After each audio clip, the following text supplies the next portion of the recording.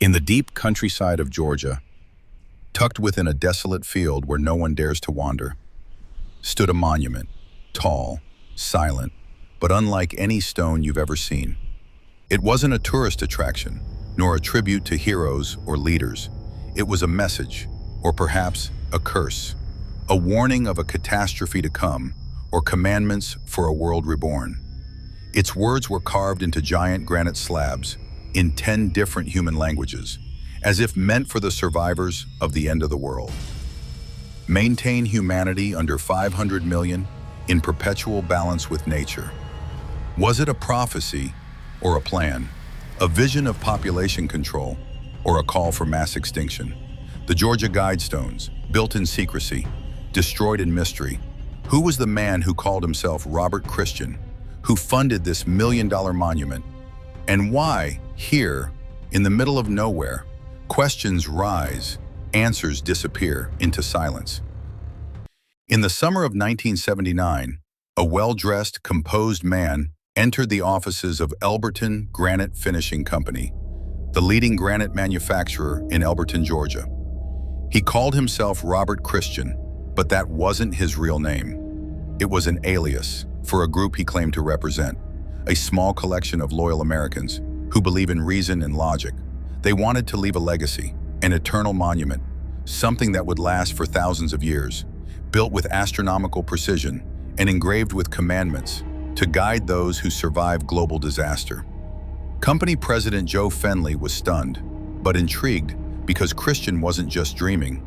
He had blueprints, he had funding, and a crystal-clear plan. He demanded complete secrecy. Contracts were signed through a local bank. To this day, the true identities behind the project remain unknown. A remote hilltop was chosen. The land was later deeded to the county. Engineer Wayne Mullinex was hired to design the monument, using precise astronomical calculations, aligning the stones with the sun, the stars, and the heavens.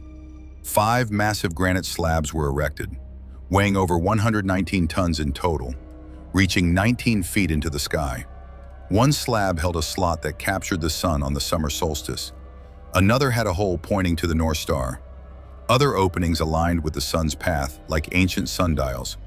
This wasn't just a sculpture, it was a cosmic timepiece, a silent clock to guide survivors through time, direction, and purpose. On 4 of the vertical slabs, 10 commandments were engraved, each in 2 modern languages. Among them, English, Spanish, Swahili, Hebrew, Chinese, Russian, Hindi, and Arabic. A flat, explanatory tablet was placed at the base. It described the monument's design and featured short versions of the commandments in 4 ancient languages: Babylonian cuneiform, Sanskrit, ancient Greek, and Egyptian hieroglyphs. As if the message was meant for all of humanity, past, present, and future.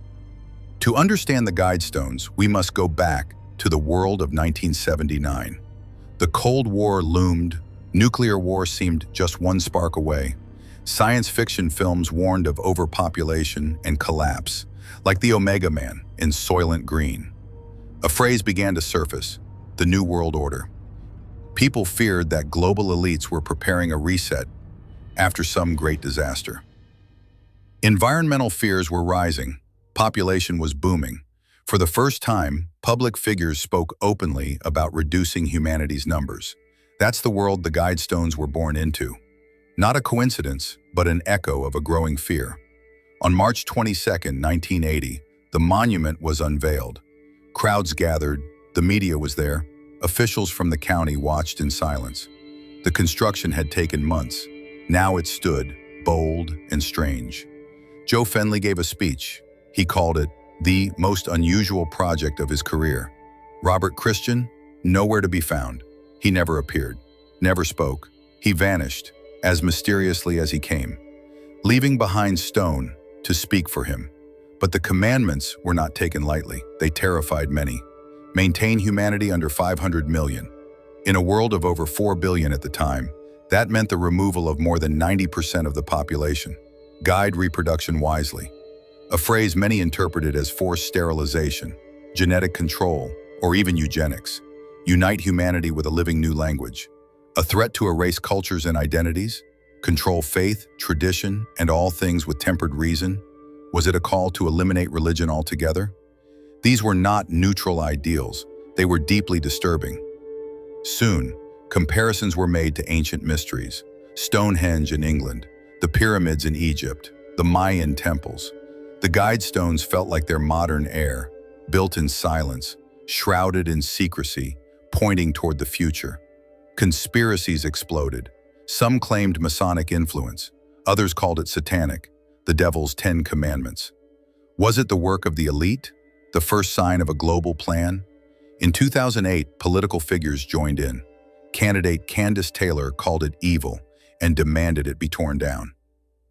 Then, it happened. At 4:03 a.m. on July 6, 2022, a blast lit up the night. An explosive device had been planted under the eastern slab. It collapsed. Later that day, the rest was demolished by authorities for public safety. An investigation was opened, but no suspect was ever found. The footage went viral, and the questions returned. Was it destroyed because people started to believe it? Or because someone feared it might come true? Or maybe its purpose had simply been fulfilled. Today, in that lonely field, only rubble remains. A small plaque in the grass. But the echo remains. Who was Robert Christian? Why there? Why in secret? Why those commandments? Were they a warning? Or a blueprint? A plan for survival? Or for control? The Guidestones spoke when the world was silent, and they fell when people finally began to listen. If this story stirred something in you, if it made you question what's hidden beneath the surface, subscribe to the channel, activate the bell, and share this tale with those who love the unknown. The world is full of riddles yet to be solved, and voices from the past still whisper in the wind.